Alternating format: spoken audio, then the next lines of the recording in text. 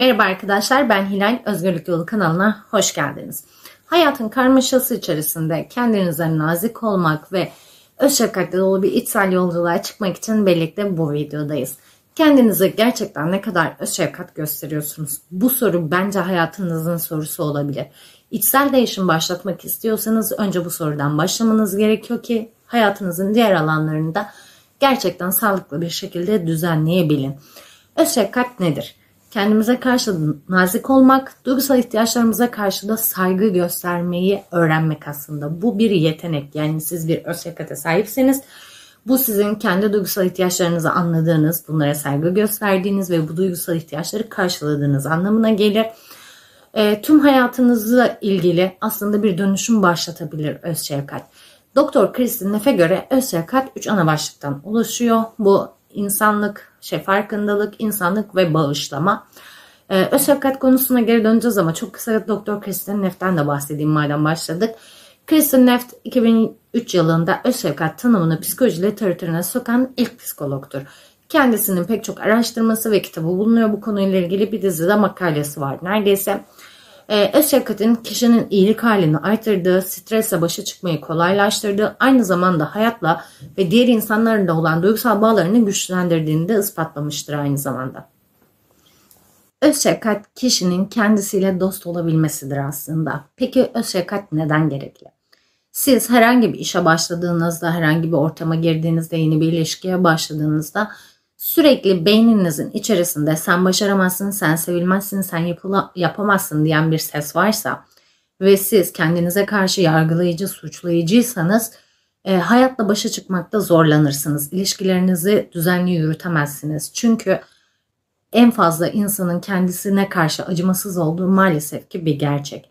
Kendinize karşı gerçekten dürüst, şeffaf, açık, anlaşır olabilmek için ve kendinize bir dost eli gibi hadi ya sen yaparsın diyebilmek ki bu genelde ailemizden almamız gereken bir şeydir. Ama bazı dönemlerde insanlar bununla ilgili farklı refleksler geliştirebilir.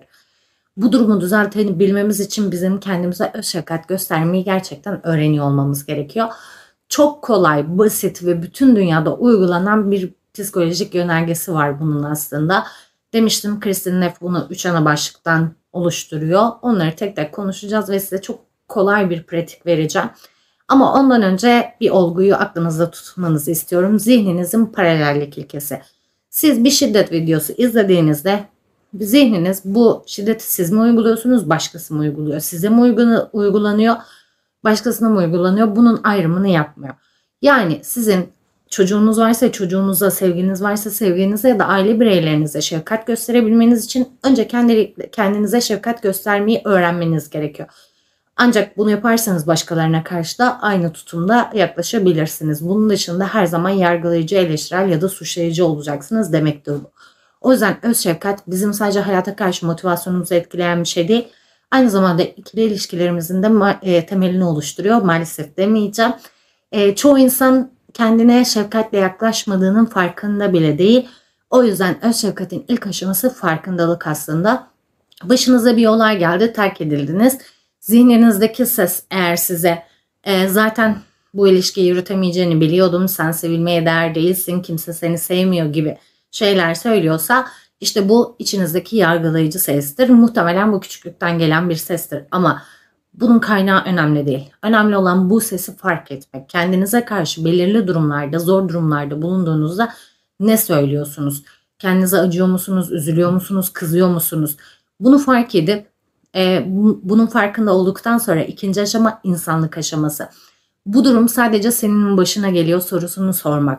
Burada şundan bahsetmiyorum. Senden daha kötü durumda olanlar var. Haline şükret demekten bahsetmiyorum. Acıların genel geçer olduğunu, tüm insanlık için ortak olduğunu, benzer durumların farklı insanların da başına geldiğini fark etmek aslında bir insanlığa ait olma hissini, doğal olarak da bağlanma hissini aktive ettiği için beynimizde bu soruyu sormamız çok önemli. Kötü bir şey yaptınız ya da bir konuda başarısız oldunuz. Beyninizdeki ses konuşmaya başladı. Fark ettiniz. Sonra o şeyi sadece sizin başınıza mı geliyor? Bunu soruyorsunuz kendinize. Bunun cevabını beyniniz aradığı anda zaten daha bir gevşeme ve rahatlama başlıyor. Çünkü muhtemelen hiçbir olayı tek başına sadece siz yaşamıyorsunuz. Terk edildiyseniz ve Bu sadece senin başına mı geldi diye sorduğunuzda hayır, dünyada belki her gün milyonlarca insan terk ediliyor. Bu başkaları da aynı şeyi durumu yaşaması, dediğim gibi sizin acınızı azaltması için değil, sadece beyninizin ortak bir acı paylaştığınızı belirterek insanlığa ait hissetmenizle ilgili bir gevşeme hali yaratması için önemli. Üçüncü aşamada bağışlama. Çoğumuz arkadaşlarımıza, ailemize ya da çevremize karşı aslında kendimize olduğu kadar acımasız ya da yargılayıcı değiliz. Yani sen terk edilmiş bir arkadaşın gelip işte ağladığı zaman beni sevgilim terk etti, çok üzgünüm, işte yine yalnız kaldım, bla bla bla.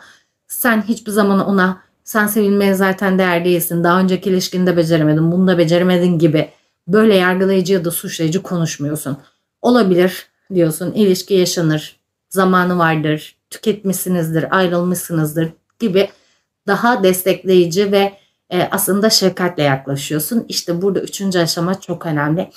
Bunu en yakın arkadaşın yaşasaydı ona ne söylerdin? Gerçekten ama gerçekten gözünü kapatıp 2 saniye kendine dışarıdan bakmanı ve çok yakın bir arkadaşınla konuşuyormuş gibi onunla konuşmanı istiyorum.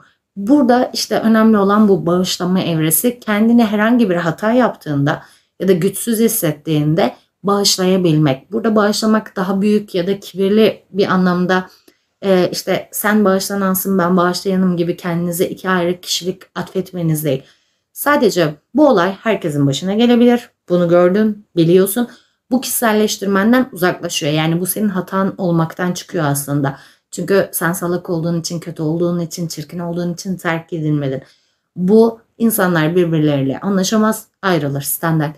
Ve başka birini anlatırmış gibi kendine bunu anlattığın zaman kendine şefkat göstermiş oluyorsun aslında. Herhangi bir durum yaşadın, üzgünsün.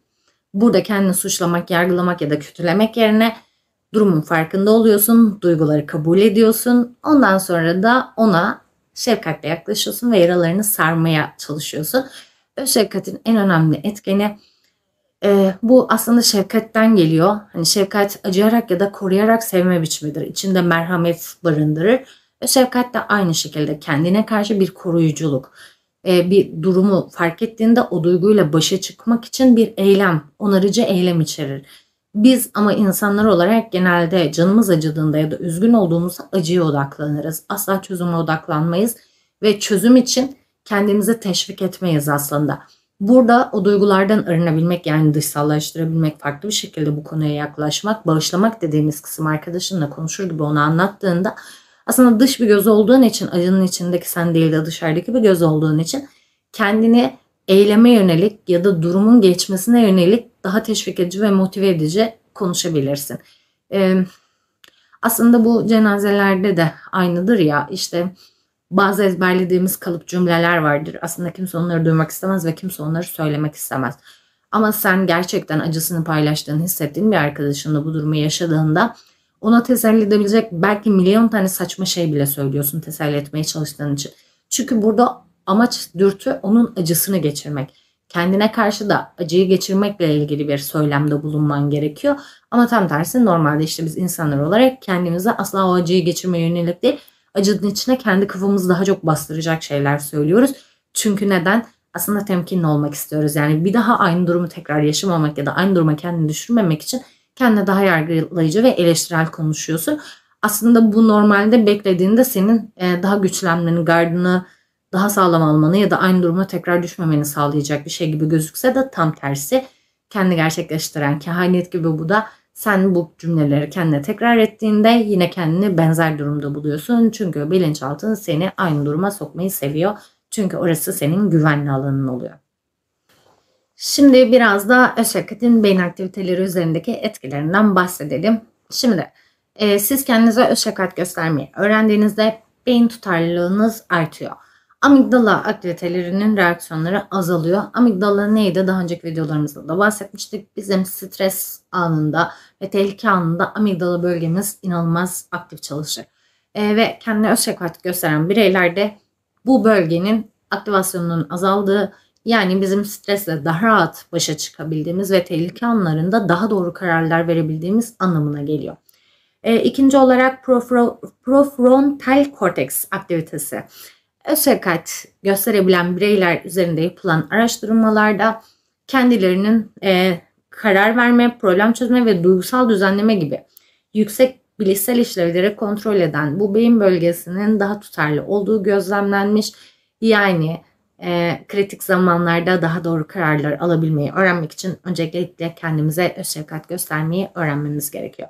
Bunun dışında kortizol salınımıyla ilgili düzenlemesi var.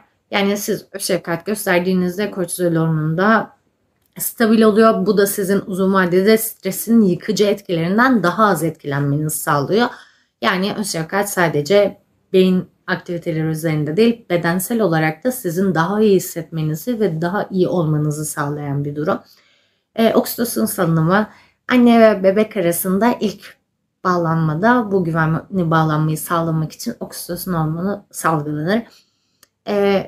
Yani siz kendinize öz şefkat göstermeyi bir yetişkin olarak öğrendiğinizde sosyal bağlarınızın daha güçlenmesi, empati duygunuzun gelişmesini sağlayacaktır. Aynı zamanda ilişkilerinizi düzenlemenize yardımcı olacaktır.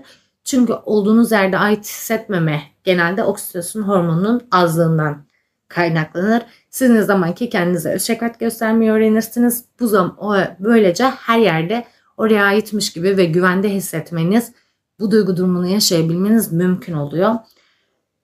Sonuç olarak beyin tutarlılıkları zaten ispatlanmış. Bunlar nörobilimcilerin yaptığı araştırmalarda var olan şeyler.